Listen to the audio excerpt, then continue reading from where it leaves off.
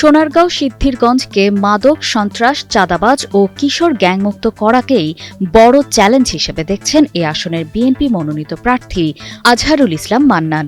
এলাকার আইনশৃঙ্খলা ফেরাতে সামাজিকভাবে প্রতিরোধ গড়ে তোলার কথাও বলেন তিনি। সোনারগাঁও সিদ্ধিরগঞ্জের মানুষের যাতে মাদক মুক্ত, সন্ত্রাস মুক্ত, চাঁদাবাজ মুক্ত, কিশোরী গ্যাং মুক্ত, এগুলি আমার সবচেয়ে বড় চ্যালেঞ্জ হিসেবে থাকবে।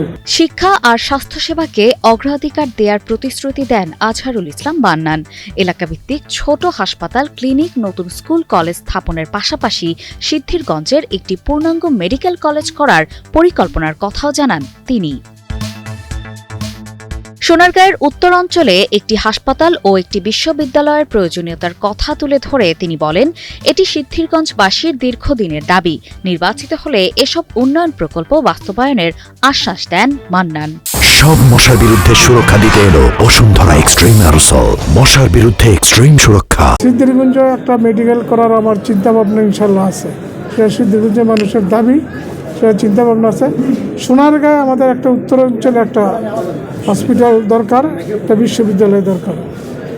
সেটা আমার ওয়াদা, ইনশাল্লাহ এটা আমরা করব।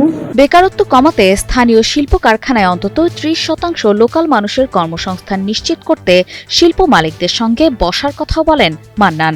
পাশাপাশি নতুন ব্যবসায়ীদের জন্য সুযোগ তৈরি করে দেওয়ার প্রতিশ্রুতিও দেন তিনি।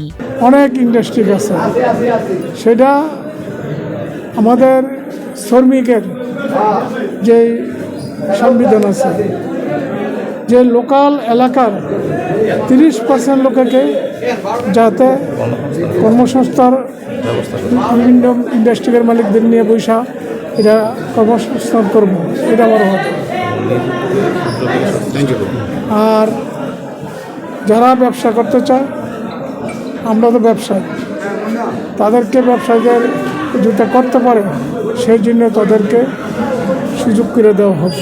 সোনারগাঁও সিদ্ধিরগঞ্জের মানুষ আমাকে অনেক অনেক জনসমর্থন দোয়া করে। অপর্ণা বর্ষা, কালের কণ্ঠ।